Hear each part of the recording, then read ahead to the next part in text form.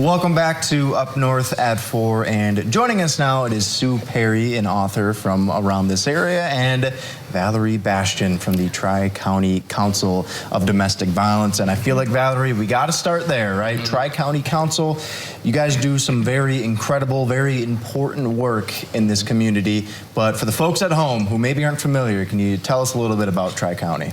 Yeah, so we are an agency that serves victims of primarily domestic violence and sexual assault. And like you already said, with October being Domestic Violence Awareness Month, we want to take that opportunity to get out in the community more, have some events, have some awareness things, because what I find the most is that what people think domestic violence looks like is such a fraction of what it actually is, who experiences it, how it presents itself. Yeah. So I think expanding that knowledge gives people kind of a platform to maybe start asking some questions and learning some things they might not. Right. And I'm glad you brought up too, sorry to cut you off, but I'm glad you brought it up too about people maybe not being aware of what those signs look like, because, you know, for me, for example, before I started this job, before I met some members of the Tri-County Council, you know, I had an idea of what it looked like, but I've learned more just speaking with a few of you folks. So, I mean, for the people at home, like, what could they be aware of? What has been one of the biggest takeaways since you joined and started working with the Tri-County Council? I would say that the biggest thing that I would share is when we think of abuse, we think of physical things happening to people. But this can happen to people of any age, any race, any gender, anything at all. And it often starts so subtly. You know, I always say if someone were to introduce themselves to you and shake their hand and be like, hey, I'm gonna ruin your life, you would never talk to them again, because that's not how this is. It isn't something that's so out there and obvious.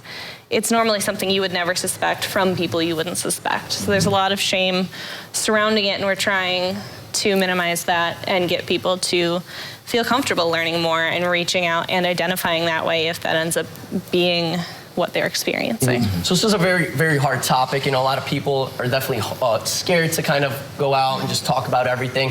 What could maybe help them to really just be open to everybody? Do you guys have any tactics or just any ways to maybe open up?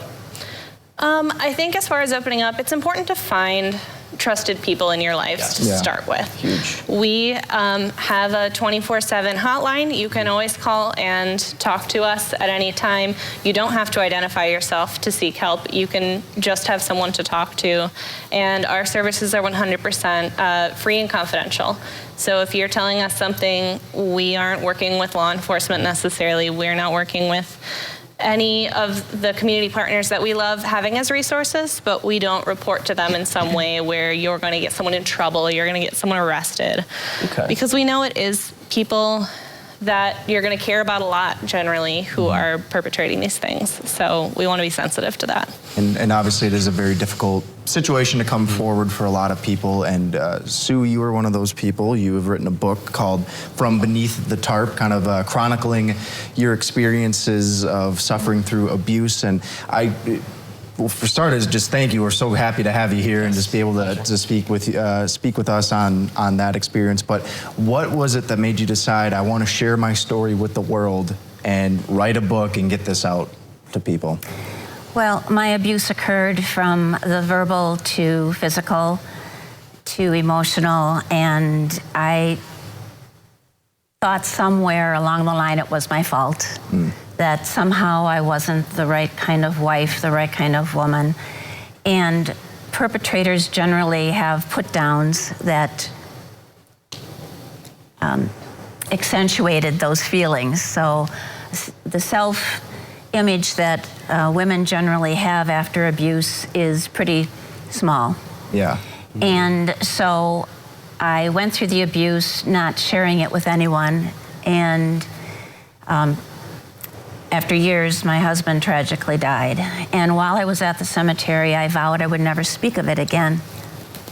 And I didn't for 20 years. Wow. And then I was working with a woman who, I'm a nurse, so I was delivering babies, and I noticed her bruises. And I got really choked up, and I said, I need to ask you where you got your bruises.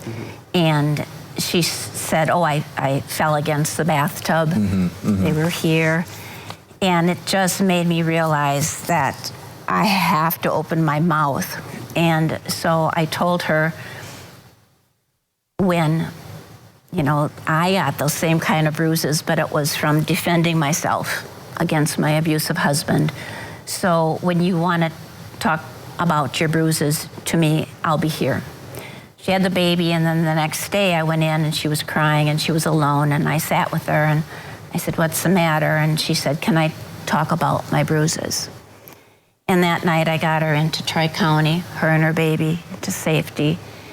And I realized then, more than a baby had been born, there was a passion that was born in me, because I knew I had a story that had to be told. Yeah. So I started talking to one woman at a time, small groups, finally large groups. I've gone around the state to do things, and it's been pretty remarkable. Yeah. And I decided I needed to put it in print, and that's where the book came from. Yeah. It was published in 2016, and it reached the ears of Governor Walker, and he appointed me to serve on his council for domestic abuse, and that's where I am now. And Monday, we're going to have a book signing. Perfect. And a talk at the Eagle River Library. Yes, and advocates will be Yes. there if you choose to come to that, and there's some things that it brings up for you that you need to process. Yes. So I would love to talk more about that. We're going to take a I quick know. break, though. We'll be right back. So stick Okay. with us. We'll be right back. Okay. On Up North at 4. Welcome back to Up North at 4. Joining us is Sue Perry and Valerie Bastian. And Sue, you obviously wrote the book From Beneath the Tarp about your experiences, suffering through abuse and just wanting to be that advocate for other people out there. And now you're going to be having a sort of meet and greet, a get-together on Monday at the library in Eagle River. How come? What made you guys decide that this is something you wanted to do? Well, I tell people, just invite me. I'll talk whenever, because I believe now that our job is to bring about more awareness. Abuse is so prevalent. I don't think people realize that 1 in 3 women and 1 in 8 men are abused. And our state is number 7th in the nation for homicides directly related to domestic abuse, and that is awful. Yeah. And if I can do just a little part in helping Tri-County get the word out to wherever, whomever. And the other piece is I want to instill hope and healing to victims and survivors, that it is possible to become whole again. Yeah, yeah. So my cousin's actually a police officer in the Chicago area, so he does deal with domestic violence and stuff like that. And one thing that he really realized is that once it happens once, it's a reoccurrence. Like, it just happens nonstop. Do you guys have any information about that? Is that a high percentage of reoccurrences, or does it happen that it happens once and then it never happens again? I would say that you're absolutely right with that, because like I said, it generally, we have the power and control wheel. It's a wheel, it's a circle. These things recur. And the cycle of violence, these things start, this person is disconnecting you from family members, and they're isolating you, and you're kind of covering for them, and you get used to it. But then by the time something really bad happens, you don't have anyone to turn to anymore, and that's by design, but you don't know that at that time.